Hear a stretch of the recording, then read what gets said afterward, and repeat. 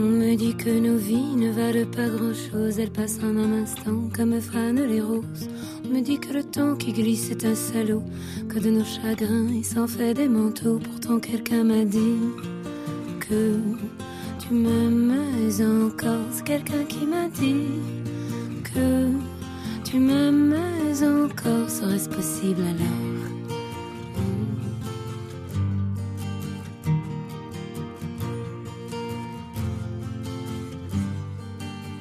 On dit que le destin se moque bien de nous, qu'il ne nous donne rien et qu'il nous promet tout. Paraît que le bonheur est à portée de main, alors on tend la main et on se retrouve fou. Pourtant quelqu'un m'a dit que tu m'aimes encore. C'est quelqu'un qui m'a dit que tu m'aimes encore. Serait-ce posible alors? Yo soy Silvia Schuher, nací en Olivos, pero ahora vivo acá en Palermo, en el límite entre Las Cañitas y Palermo. Vivo sola con mi perro, Borges, y escribo hace muchos años cuentos y novelas y poesías para chicos. Y a ver, ¿qué más les puedo contar? Ahora, en este tiempo, estoy intentando hacer un rescate de los cuentos de hadas y escribir mis propios cuentos de hadas. Es mi desafío de este momento. Y lo último que presenté y que supongo que va a salir como novedad de este año es una compilación y reescritura de leyendas patagónicas.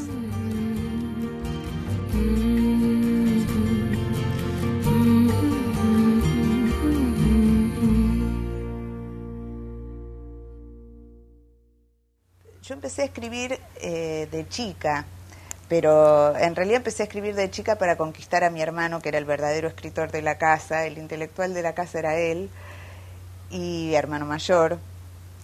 Y bueno, yo recibía todas las influencias, él me recitaba permanentemente lo que él escribía, mezclado con poesías de Bécquer, de Juana de Ibarburu, no se iba sacando de todos lados, y a mí me encantaba y yo lo admiraba profundamente. Entonces me parecía que un modo de llamar su atención era escribir, y me puse a escribir poesía. Y no sé, creo que primero fui lectora, primero me convertí en una lectora así medio compulsiva y con una sensación de que los libros me salvaban de todos los males del mundo.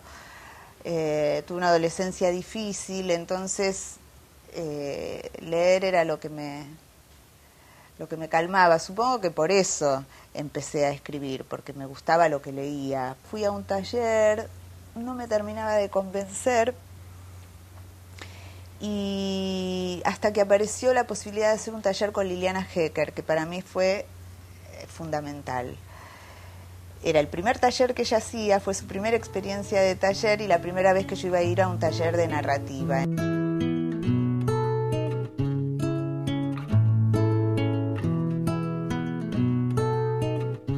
Liliana siempre me decía: vos sos narradora nata, o sea que dejara la poesía de alguna manera.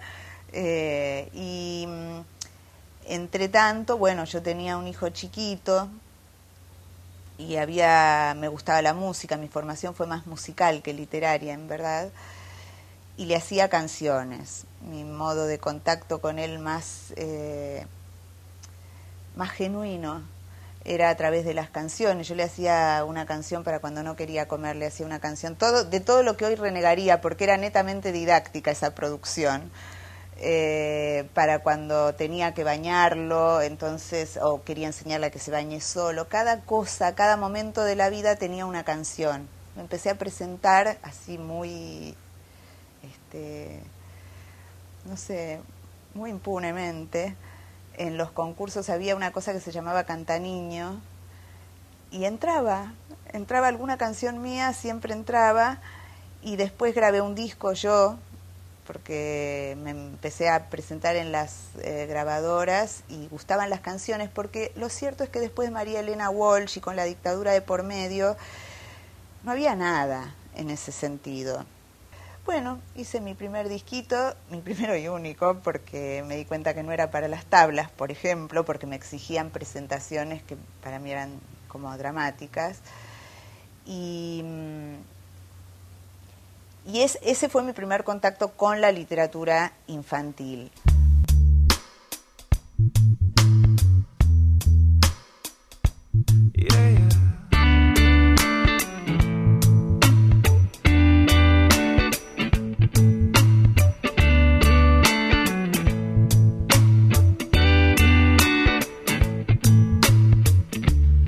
Una vez en el taller, un compañero me dijo, si no supiera que escribís cosas para chicos, pensaría que estás siempre al borde del abismo. Y yo era hiperrealista en la literatura para adultos y muy trágica, que no sería nada, pero el hiperrealismo sí me provocaba una especie de cárcel para escribir. Pero bueno, igual, como para mí escritura era salvación, yo podía escribir. Cuando empecé con la literatura para chicos, sentí un proceso creativo distinto, mucho más abierto. Se me abría un abanico creativo muchísimo mayor. Yo me di cuenta que podía plantear un mundo fantástico mucho más tranquilamente, sin que el verosímil se cuestionara, y que mucho más aún, que podía ir del mundo real del plano real al plano fantástico con una naturalidad que jamás lo hubiera podido hacer en otro tipo de escritos. Entonces, digamos, lo que parece como un género que reduce las posibilidades, a mí se me planteó como un género que me las abrió.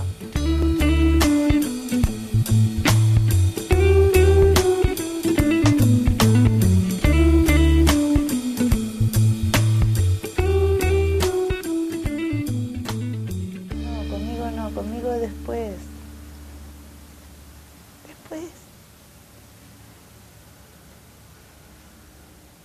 Así se despereza cuando yo termino de escribir y dejo la máquina. El tipo se despereza como si él hubiera estado trabajando muchas horas y es hora de irnos a otra parte.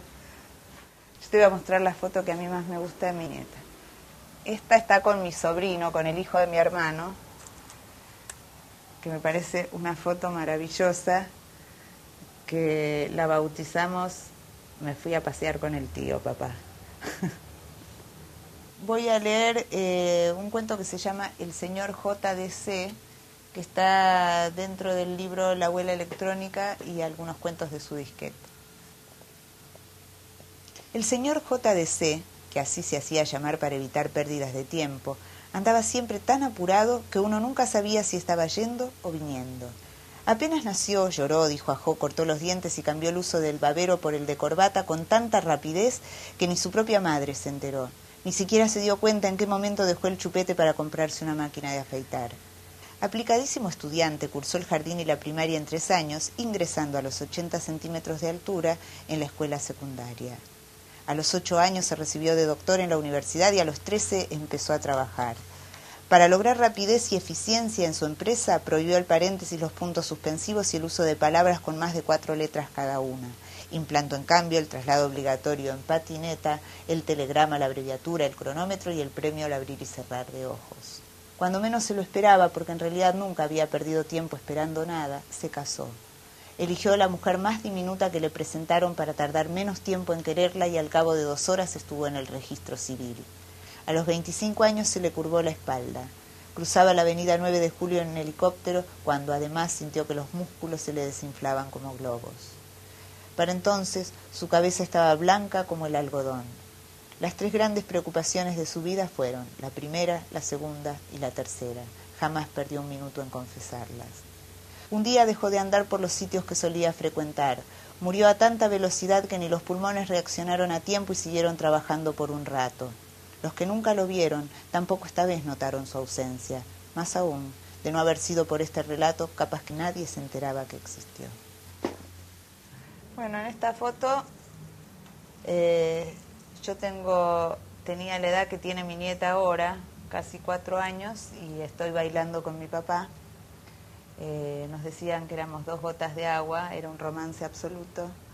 Y estamos como en una fiesta, pero en realidad me parece que era en el jardín de mi casa esto, porque mi papá era representante de artistas, entonces las fiestas siempre eran así como... tenían como una especie de glamour particular.